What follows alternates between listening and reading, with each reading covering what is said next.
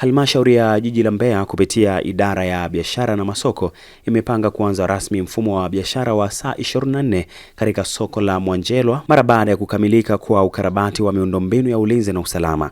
Mpango huo unalenga kuongeza fursa za kiuchumi kwa wafanyabiashara na kuboresha huduma kwa wananchi wanaotegemea soko hilo kwa shughuli mbalimbali za kila siku. Akizungumza na Ayo TV, mkuu wa idara ya viwanda, biashara na uwekezaji wa jiji hilo, Festo Baroshigwa, amesema kuwa kwa sasa wanaendelea na maboresho muhimu ikiwemo ukarabati wa mitaro na ufungaji wa taa katika maeneo yote ya soko ili kuwezesha shughuli za kibiashara kufanyika muda wote wa mchana na usiku bila changamoto. Aidha, Baroshigwa ameongeza kuwa jiji hilo lina mpango wa kufunga kamera za ulinzi CCTV pamoja na kuimarisha ulinzi kwa kushirikiana na jeshi la polisi na jeshi la akiba, hatua itakayosaidia kudhibiti vitendo vya uhalifu, huku akisisitiza kuwa lengo lao ni kuona wafanyabiashara wanafanya kazi bila hofu, huku akieleza kuwa matarajio ni maduka kubaki wazi muda wote kutokana na uwepo wa ulinzi wa uhakika. Anaitwa Festo Nation Baroshigwa, ni mkuu wa idara ya viwanda, biashara na uwekezaji,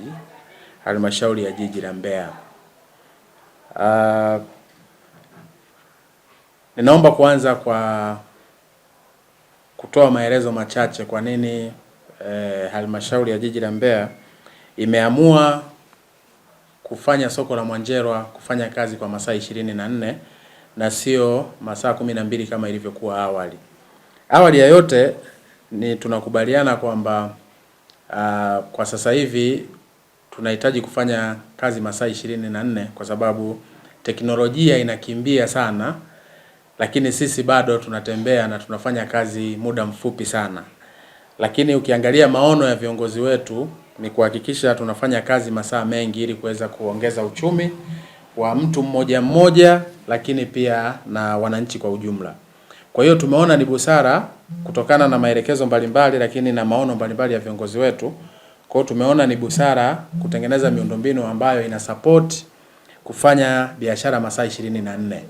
Kwa hiyo kwa kuanzia kwa jiji la Mbeya tumeona tuanze na modo ya soko la Mwanjelwa kuweza kufanya biashara kwa masaa 24. Na kwa kuanzia, baada ya kupata wazo hilo, tulishirikisha viongozi wa soko husika, soko la Mwanjelwa, kupata mawazo yao ili tuweze kufanya kazi masaa 24. Wao wanapendekeza nini ili tuweze kuyachukua kwa maana ya ushirikishwaji na tuweze kuyafanyia kazi ili tunapoanza kutangaza kufanya masaa 24 kusiwe na kikwazo chochote, na wao wawe part and parcel ya kuhakikisha soko linafanya kazi masaa 24 na wafanyabiashara wanafanya kazi vizuri na wanaongeza kipato. Kwa hiyo baada ya kuwashirikisha, yako mambo machache ambayo walioshauri halmashauri tuyatekeleze ili kuweza kufanya kazi masaa 24. Na mojawapo ni swala la kuweka utambulisho mkubwa wa soko la Mwanjelwa ili kwa sababu ni icon ya Mbeya lakini ilikuwa haina utambulisho. Lakini jambo la pili lilikuwa ni kuweka taa za usalama lakini pia na taa za sola kuzunguka soko zima ili ikifika usiku soko la Mwanjelwa iwe kama mchana. Kwa hiyo, lakini cha tatu walipendekeza kuwe na ulinzi kuhakikisha watu wanapofanya kazi masaa 24, watu wa miamala ya fedha lakini watu wanaofanya biashara za maduka wawe na uhakika wa usalama wao na fedha zao. Kwa hiyo bahati nzuri kwenye kikao kile tulikuwa na pia tuliwaalika mkuu wa kituo cha polisi cha Mwanjelwa lakini pia na walinzi ambao wapo kwa sasa hivi pale. Lakini jambo la mwisho ambalo walilishauri ni kuhakikisha miundombinu sasa ya ufanyaji biashara pale inakuwa supportive kwenye ufanyaji wa biashara, inafanikisha ufanyaji wa biashara, ikiwa ni pamoja na mitaro ambayo inazunguka soko la Mwanjelwa ambayo ilikuwa na changamoto. Kwa hiyo sisi kama halmashauri, baada ya kupata hizo concern, kwa sababu nia yetu ni tuongeze mzunguko wa biashara lakini pia tuboreshe mazingira ya biashara ili watu wafanye kazi masaa 24, yale mambo tuliyachukulia kwa uzito wake. Kwa hiyo tuliyafikisha kwa viongozi wetu ambaye ni mkurugenzi wa jiji lakini pia na mheshimiwa mstahiki meya ili kupata sasa ridhaa ya kutekeleza haya mambo ili kweli ile dhana ya kufanya masaa 24 iweze kutekelezeka. Na viongozi wetu walilichukua positive na wakatoa maelekezo ya kutekeleza haraka. Kwa hiyo jambo la kwanza ambalo tayari limeshatekelezeka, miundombinu ya mifereji ambayo ilikuwa na changamoto kubwa tayari tumelifanyia kazi na limetekelezeka kwa almost 90%.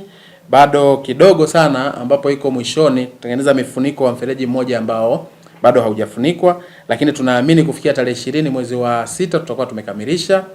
Lakini kwenye swala la taa za security mkurugenzi aliapprove budget na sasa tumeshaagiza taa. Tunaamini kabla ya tarehe 20 tutakuwa tumefunga taa za sola kuzunguka soko, lakini na ndani ya soko lenyewe tutakuwa tayari tumefunga taa.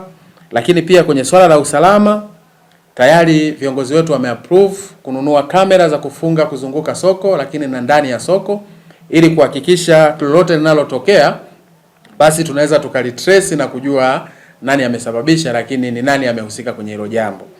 Lakini sambamba na hilo kulikuwa na mfumo wa zimamoto ambao kidogo ulikuwa haujahuishwa. Kwa hiyo tuliwafuata jeshi la zimamoto na tukaenda nao pale wakafanya inspection. Kwa hiyo tunasubiri report watuletee ili tuweze kuhuisha ule mfumo uwe live, kuhakikisha kwamba endapo itatokea jambo lolote tuwe na mfumo ambao ni wa kisasa kabisa wa zimamoto. Kwa hiyo tunasubiri watuletee na budget basi tuweze kutekeleza. Lakini swala la ulinzi tunapofanya kazi masaa 24 maana yake pale panakuwa live. Lakini tayari tulihakikishiwa na jeshi la polisi ambaye ni OSS aliyeko pale watatoa ushirikiano kwa 100%. Kwa hiyo watu watakuwa salama na watafanya biashara. Kwa hiyo tunategemea kukamilisha mapendekezo yao yote kufikia tarehe 30 mwezi wa 6. Na baada ya kukamilisha sasa tutatangaza rasmi kwamba soko linaanza masaa 24. Naamini viongozi wetu baada ya kukamilisha tutawapa taarifa kamili ili sasa wao waweze kuzindua na kufanya utaratibu wa kila mmoja kujua sasa kwamba Mwanjelwa inafanya kazi masaa 24. Lakini hata nyie waandishi mnaweza mkapita Mwanjelwa mkaona tunapokea mapendekezo. Nia yetu ni biashara zifanyike kwa weledi. Biashara zifanyike masaa 24. Na nia kubwa ni kwamba vitu sasa hivi vimebadilika. Ukweli ni kwamba ukienda stendi sasa hivi stendi zote zinafanya kazi masaa 24. Sasa ukifanya stendi masaa 24 alafu masoko unafunga saa 12, maana yake kuna kikwazo tayari umeweka kwenye biashara.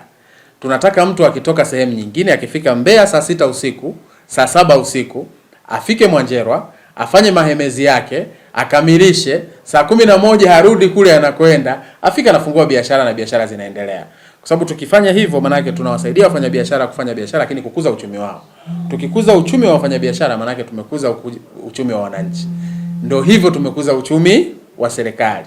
Kwa sababu mapato yataongezeka na vitu kama hivyo. Kwa hiyo tuna nia ya dhati kabisa kuhakikisha tunafanya masaa 24. Na pale tumesema tunaanza kwa demo.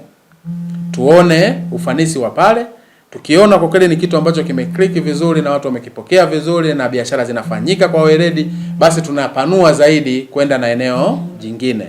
Na tunatamani baada ya hapo twende Uyole kwa sababu pia pale ni center kubwa sana ya biashara. Na tulipeana kazi za kufanya. Tunataka tuwe na kituo pale cha daradara pamoja na kituo cha bajaji ambacho kitakuwa kinatambulika na wahusika wa pale wanatambulika ni kina nani wanafanya biashara pale.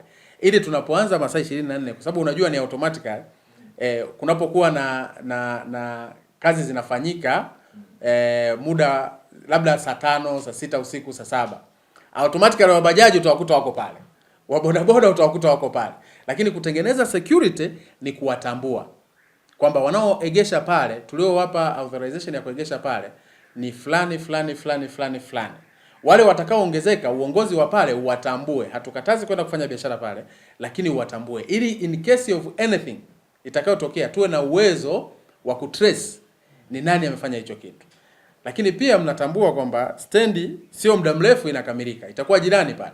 Kwa hiyo tutakuwa tumelinki vitu viwili kwa wakati mmoja. Ambapo stendi itakuwa ni masaa 24 lakini na soko liko jirani ni masaa 24. Kwa hiyo kutakuwa na uwezo wa ruti zile, bajaji anatoka Mwanjelwa anaenda stendi, anatoka stendi anakuja Mwanjelwa na mabasi yatakuwa yanaingia pale na kutoka. Kwa hiyo tutakuwa tumetengeneza utaratibu mzuri sana wa kufanya biashara kwenye jiji la Mbeya. Kwa haraka unafanya biashara wangapi kwa pale Mwanjelwa? Unafanya kwa haraka? sio kwa haraka haraka, lakini kwa maana ya wafanyabiashara pale, tunao wafanyabiashara takribani, kwa maana ya maduka peke yake tunao wafanyabiashara takribani 600 na kidogo, lakini vizimba tunao zaidi ya 50. Kwa hiyo ukiunganisha hapo tunao zaidi ya 650 na kidogo, na naamini kwa sababu hao ni tunahesabu frame zilizoko pale wanaofanya biashara pale, lakini ukizungumzia idadi manake ni zaidi ya hiyo, kwa sababu dukani hawezi kukaa mtu mmoja. Yes, ni zaidi ya hiyo. Kwa hiyo tunaamini tuna watu zaidi ya 1000 ambao watakuwa pale, hata kama sio wote watakaofanya masaa 24, lakini sisi tunahamasisha ni kwamba inawezekana wewe ukawa kwenye duka lakini unawafanya kazi, sio? Na una mke wako. Tusifikiri kwamba duka yani lazima niwe nalo, yani lazima niwepo mimi. Ni lazima tutengeneze utaratibu wa shift. Kwamba huyu ataenda kupumzika, huyu ataingia, ataendeleza pale, lakini duka liwe live kwa muda wa masaa 24. Kwa hiyo tutafika huko mbele kutakuwa hakuna haja ya kuweka mlango wa duka. Kwa sababu duka au sio? Kwa sababu duka liko masaa 24, unaweka mlango wa nini? Panga vitu vyako muda wote, duka liko live linafanya biashara. Provided that ulinzi upo wa kutosha. Kwa muda wote utakuwa unauza, hakuna haja ya kuweka mlango.